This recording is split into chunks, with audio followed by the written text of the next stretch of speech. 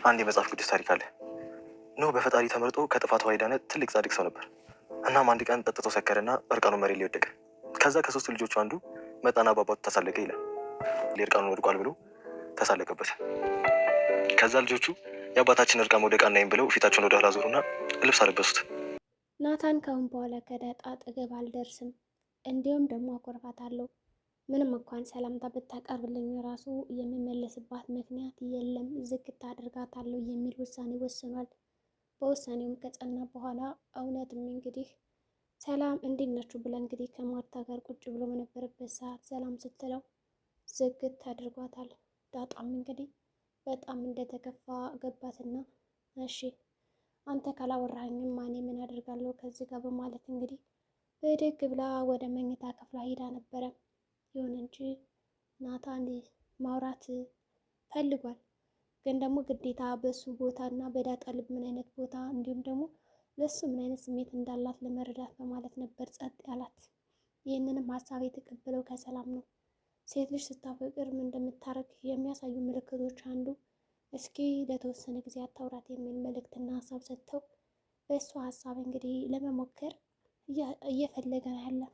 ከዛ ተጨማሪ ደግሞ አበጌ ጭራሽ ለምን ከናታን ስር መኝታ ክፍል እንዲኖርሽ ፈለግሽ በማለት ገና ከመግባቷ ወደ አዲስ ቤታቸው ጥምድ አድርጋ ይዛታለች።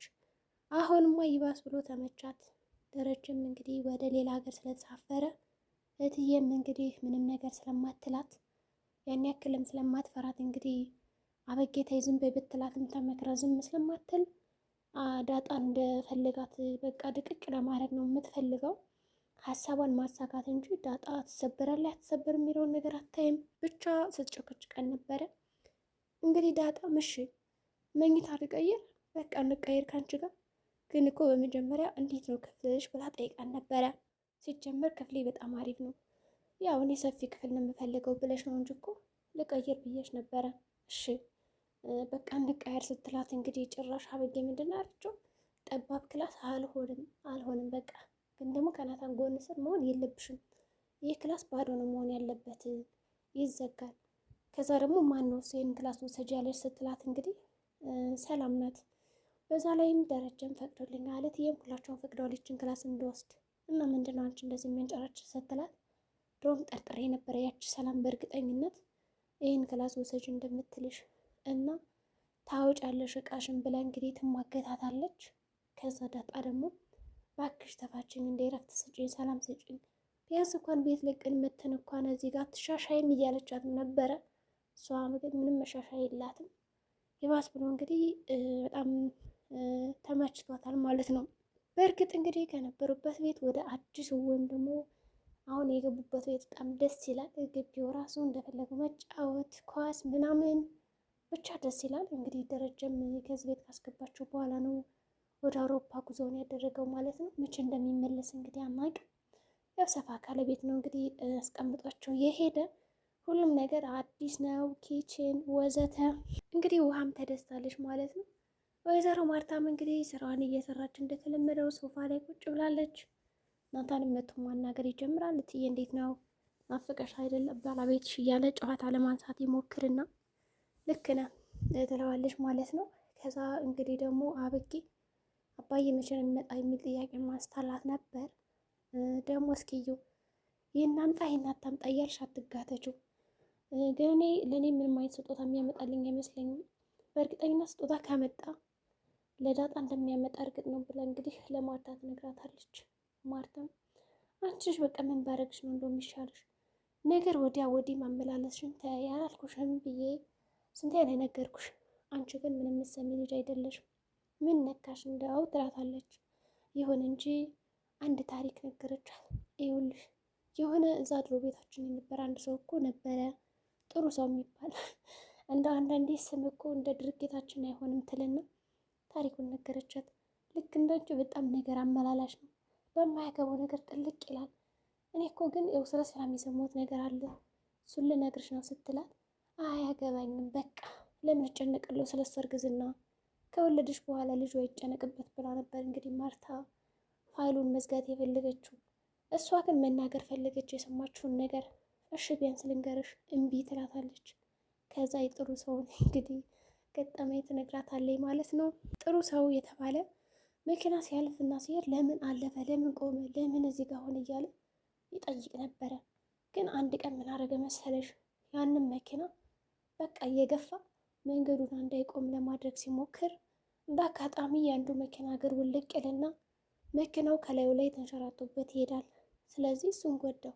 ግን እኮ መኪናው ምንም አልደረሰበትም ነበረ እና ያንን ጎማ ባያወልቀው ኑሮ አይጎዳም። ስለዚህ አንቺም እንደዛ ከመሆንሽ በፊት እባክሽ ለምታደርጋቸው ጥረቶችንና ጥንቃቄዎችን ውሰጅ፣ ነገር አታመላልሽ ብላ እንግዲህ ብመክራትም የገባት አይደለችም። እንደውም ዛሬማ ናታን ራሱ በጣም ደስ የሚል መልእክት እንግዲህ ሲነግራትም ነበረ። ያውም ደግሞ በመጽሐፍ ቅዱስ እንግዲህ የተዘከረ ምክር ነው የነገራት። ግን አበጌ ከዚህ ሁሉ ምክር እንደው ትሻሻላለች ብሎ የሚገምት ሰው አለ እንዴ? እሺ በማለትም ከእናቷ ፊት ዘወር ትልና አሁንም ወደ ዳጣ ክፍል ትሄዳለች። እንግዲህ ውሃና ምጥንም እየተጫወቱ ነው። እንደተለመደው ትምህርታቸውንም ለማጥናት ይሞክራሉ። ከዛ እንግዲህ በመካከል አድሪት መጠን ጥያቄ ትጠይቃለች። እኔ የምልሽ ውሃ ግን ሰላም ስትወልድ ማን ነው ምግብ የሚሰራላችሁ? እንጂ እኮ መስራታችሁም ትላታለች። እሷም እንግዲህ አይ ችግር የለም እኔ እኮ ሰራለሁ ምግብ ከፈለግሽ ሰርቼ ላሳይሽ በማለት እንግዲህ ይፎካከራሉ። ምጥንም አንቺስ መች ትችላለሽ እና ነው ስትላት፣ አይ እኔ ቢያንስ የተወሰነ ምግቦችን እችላለሁ ቀይ ወጥ ምናምን አልቻት፣ ግን ያው በአይነት አልችልም በማለት ምጥን መለሰች። እንግዳውስ እኔ ወጥ ሰርቼ አበላሻለሁ ትልና ውሃ ወደ ኪችን ይዛት ትሄዳለች። እንግዲህ ሲያጠኑ የነበሩትን ጥናት ትተው ሽንኩርት ወደ መከተፍ ትገባለች። አይ ውሃ ሽንኩርት እየከተፈች ማልቀስ ተጀመረ። አይኗን ማሻሸት ጀመረች። ምጥንም ቆሞ ማየት ጀመረች። ላግዝሽ? እኔ ልከትፈው አልፈልግም፣ ዛሬ እኔ ሰርቼ ማበላሽ በማለት እንግዲህ ሙግት ተያዘ። 3-4 ሽንኩርት መጣ ቀረበ። ቢላዋም ተፈለገ፣ መከተፊያ መጣ። አሁን ሽንኩርት መላጥ ተጀመረ። እንደምንም ሽንኩርቱ በትልቅ ቢላዋ ገርደፍ ገርደፍ ማድረግ ተከተፈ ነው ተሞከረ። ከዛ ተላጠ። አዎ ከዛ ክብ ምንድን ነው በዜሮ ቅርጽ አድርጋ ቆረጥ ቆረጥ አደረገችው። ከዛ በኋላ እንዴት ተከተፈው? ምጥንም በግምት እያየች ነው። እንዲህ መጀመሪያ ተነሽ ተነሽ አድርገሽ ከተፊው በቁመቱ አለች። እንግዲህ ምጥን በቁመቱ ካለች ያው ሞያ ያላት ማለት ነው። ቢያንስ የተወሰነች ምግብ መስራት ትችላለች። ቢያንስ እንኳን የሽንኩርት አከታተፍ። ውሃም እንግዲህ ባክሽ ዝም በይ፣ ያንቺን ሀሳብ አልፈልግም፣ እኔ እኮ ምግብ መስራት እችላለሁ። ማልችል መስሎች ነው አይደለም? ታያለሽ አሁን የሽንኩርት እንዴት እንደምከተፈው በማለት መከተፍ ጀመረች። አለቀሰች። እንኳን ልከተፈው ቀርቶ ወይኔ ወርደት ትላላችሁ። ከዛ ምጥንም በቃ ታዩ ሰላም ልጥራት ስትላት አይ እንድትጠሪማ አልፈልግም፣ እሺ በቃ እንግዲህ ወዲያውኑ ሰላም መጣች። ስታይ ኪችኑን እያዳከሩት ነው። ምን እያረጋችሁ ነው? ምግብ እኮ ልንሰራ ነው። ሀይ እናንተ ጅሎች የሆናችሁ ልጆች መጀመሪያ እስኪ ሙያ ተማሩ፣ ጥያቄ እስኪ ጠይቃችሁትንና ዶሮ ስንት ብልት እንዳላት መጠየቅ ጀመረች። ምጥን 12 በማለት መለሰች። ውሃ የላትም በሚለው እንደተለመደው አድበስብሰው አለፈች። እንግዲህ ሰላምም ለሁለቶቹ ምክር ነው የሰጠቻቸው። ቢያንስ እንኳን መልክና ጸባይ ቢኖራችሁ ግን ደግሞ ሙያ ሊኖራችሁ ይገባል። ምናልባት የምታገቡት ባል ወደፊት ሙያ ከሌላችሁ እኮ አይፈልጋችሁ እና ተማሩ፣ ቢያንስ እንኳን ሽሮ ለመስራት ሞክሩ የሚል ትምህርት ሰጣ። ከዛ ኪችን አባረራቻቸው። በቀላሉ ምግቡ ሳይሰራ ቀረ። ዳጣም እንግዲህ ከናታን ጋር ወደ ሳሎን መታ ሰላም አለችው። ዘጋትና ተመልሳ ወደ መኝታ ክፍላ ሄደች።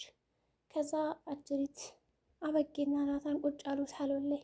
እኔ የምልህ እናቴ መቼ ነበር እንደ ወደ ዱባይ የተሳፈረችው ታስታውሳለህ ብላ ነገር መቆስቆስ ጀመረች። ወደ ኋላ መለስ ብላ እንግዲህ መቼ እንደተሳፈረች እናቷን ለማወቅና ስንት ወር እንደሆናት ገመተች። ናታንም 76 ወር መሰለኝ ይላታል። እሷም እንግዲህ አየህ፣ ስለዚህ የሰላም እርግዝና አሁን 76 ሆኖታል ማለት ነው በማለት ጀመረች። ናታንም እባክሽ ተይ እንደዛ አይነት ነገር መቆስቆስ ይቅርብሽ ብሎ ምክር መከራት። እሺ በማለት እንግዲህ ሄደች። እንግዲህ ጠርጥራለች። አሁንም የዛን ቀን የተፈጠረው ይሄ ጉዳይ በማለትም እያስታወሰች ነው። እንግዲህ ወይዘሮ ማርታ ከናታን ጋር ቁጭ ብላ እያወራች ነው። እኔ የምልሽ እንደው ወንድ ልጅ ቢኖረኝ እኮ ዳጣ በሆነች እያልኩ ነበር ትላለች። ያው ናታን ዝም ብላ ስላየችው ለምንድነው ዝም ያልካት ስትለው በቃ ምንም ይላታል። እኔማ በሁለት ልጆች ብቻ ቀረሁ ደሬም እንግዲህ በቃም በማለት ኖረ። ወንድ ልጅ ባለመኖር እየቆጨ ነው የሚል መልእክትን ማስተላለፈች። እንግዲህ ናታንም ሴቱም እኮ አንዳንዴ ወንድ ይሆናል እና አትፍረጅ ይላታል። እሱስ ልክ ነህ በማለት እንግዲህ አሰበችለት። በእርግጠኝነት ሰላም አሁን ወንድ ልጅ ከወለደች ደረጀ በጣም ይደስታል ማለት ነው። ምንም እንኳን እሱ እንዳስረገዘ ባያውቅም። ከዛ በተጨማሪ እንግዲህ ቀስ ብላ ለመጠየቅ ሞከረች በእሱና በአበጌ መካከል ያለውን። እኔ ምልህ ትወዳታለህ ስትለው ያ ቆንጅዬ ልጅ ናት በማለት ጉዳዩን በአጭር ያስቀርባታል። እንግዲህ ዳጣም ከፍቷ ስለነበረ መኝታ ክፍሏ ተኝታለች። ውሃ ሄደችና በሰላም ነው ስትላት በሰላም ነው። እርቦሻል? አራበኝም። ይኸውልሽ ሂጂና ያንን ልጅ መወደድ ብርቅ ነው በይው አለቻት። ውሃ ደግሞ ልክ እንደ ሕፃን ልጅ ስለሆነች ሄዳ ንግር ታደርገዋለች ለናታን። ጭራሽ ደግሞ አበጌ ተደብቃ እያዳመጠችም ነበረ። ምን አልሽኝ? በቃ መወደድ ብርቁና ወይ ብላለች ዳጣ። ሁለታቸውም ከዋሉ። ዳጣ እንግዲህ ትልቅ ችግር ውስጥ የገባች ሳትሆን አትቀርም። ሳታስበውን የነገረቻት ግን ደግሞ ውሃ ያው ሕፃን ስለሆነ ሄዳ ነገረችው። እንግዲህ ዛሬ ቪዲዮአችን ይህን ይመስላል። በቀጣይ ቪዲዮ እስከምንገናኝ መልካም ጊዜ ይሆንላችሁ።